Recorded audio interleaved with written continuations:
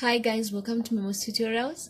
We are continuing with our homeostasis, and today we are looking at the regulation of salt balance in the internal environment.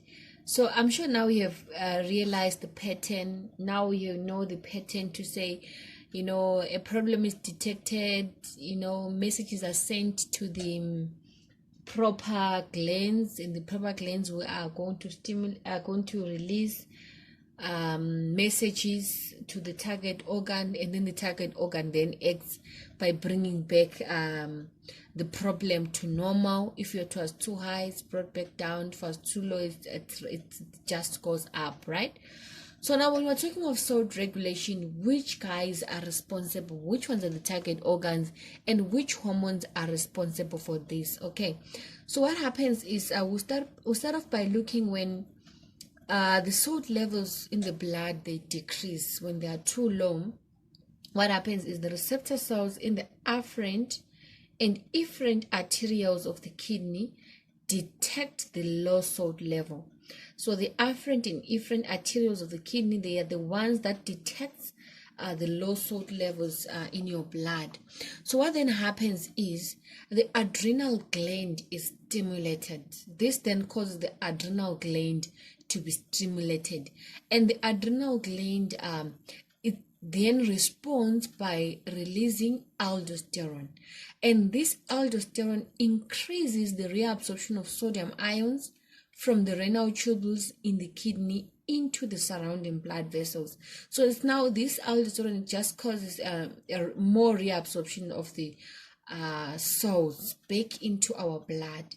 So as that happens, the salt levels in the blood will then increase, and after that they then return to normal level. Okay, that's when the blood salt levels, they are very low.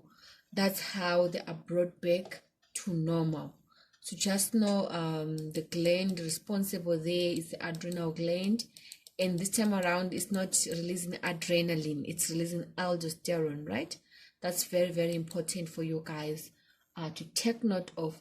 And now, what about when the salt levels in the blood, they are too high?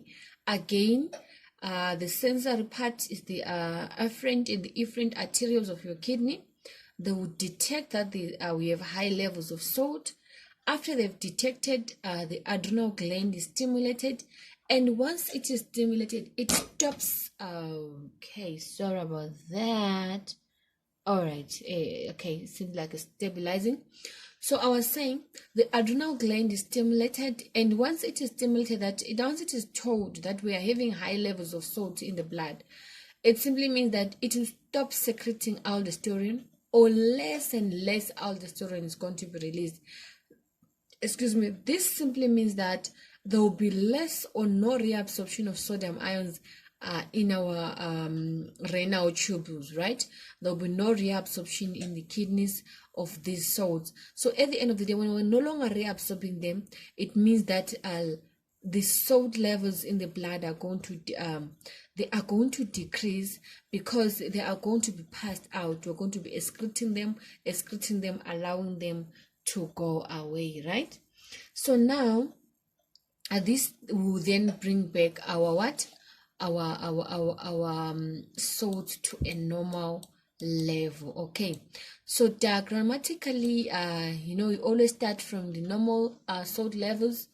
When they decrease, the adrenal glands are what, they are stimulated, and what do? They secrete aldosterone. And what does the aldosterone does? It increases the reabsorption of ions, these salts in our bloodstream, and then they are going to increase and go back to normal level.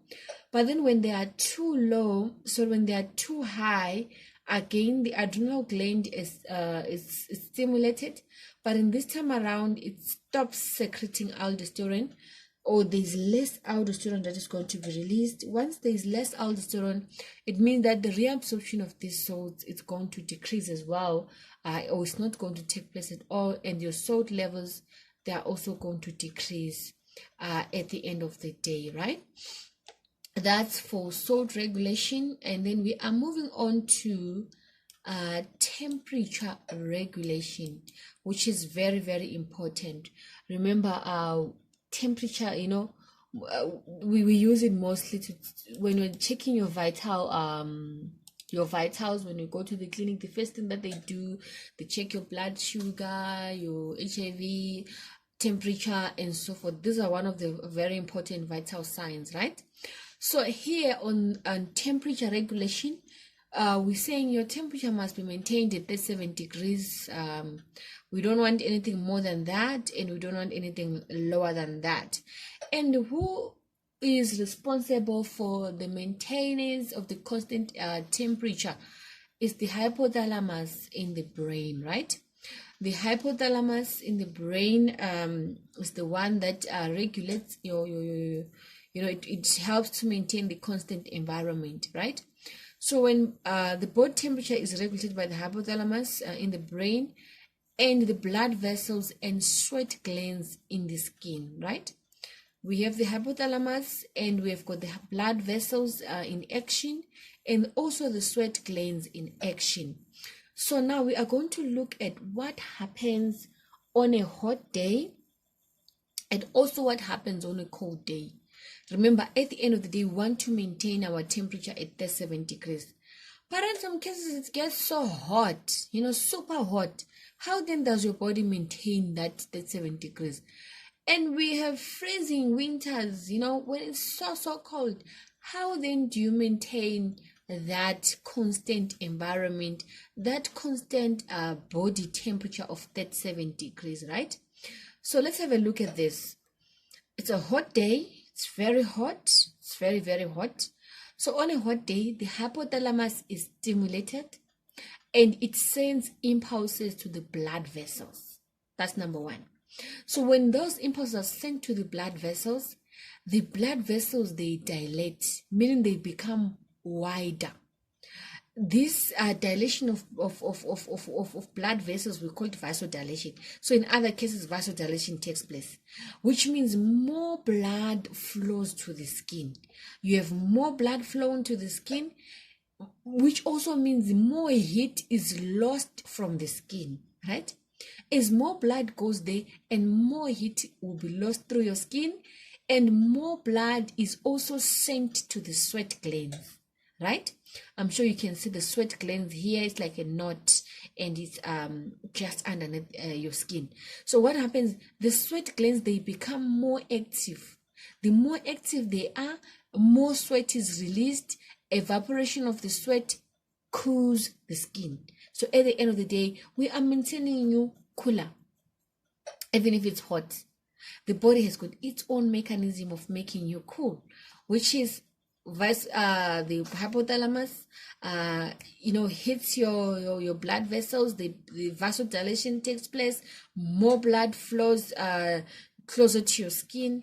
More heat is lost through your skin, and then more blood is also sent to the sweat glands, and the sweat glands, they are activated, and then once they are activated, they become more active. More sweat is released. As the sweat evaporates, it goes with a lot of heat, and at the end of the day, you are cool. Your temperature is maintained at 37 degrees. Okay, that is on a hot day. What about on a cold day? It's very, very cold. It can be very cold, right? So now the hypothalamus is stimulated, and it sends impulses again to your blood vessels, right? So once it sends impulses to your blood vessels, this time around, it doesn't cause vasodilation. It's now vasoconstriction. Your blood vessels, they become narrower and narrower. And once they are narrower, it means less blood flows to the skin. Less blood flows to the skin. Less heat is also lost through the skin. Less blood is also sent to the sweat glands. It's very rare to... Well, I've never seen someone sweating when it's very, very cold, right? So less blood is also sent to your sweat glands, and they're less active. So once that happens now, we have less sweat being released. There's less evaporation of sweat, and there's less cooling of the skin. If there's less of cooling of the skin, so this can maintain your skin actually your body temperature at a constant normal temperature of 37 degrees, right? There's no vasodilation taking place, there's no, like, there's less blood that is being sent to your skin, so there's less loss of heat. Even if it's cold, it's very, very cold, but your body is losing less heat. You are losing less heat, so at the end of the day, your temperature will be maintained at the same level, which will be 37 degrees. So this then marks the end of homeostasis. See you on our next topic.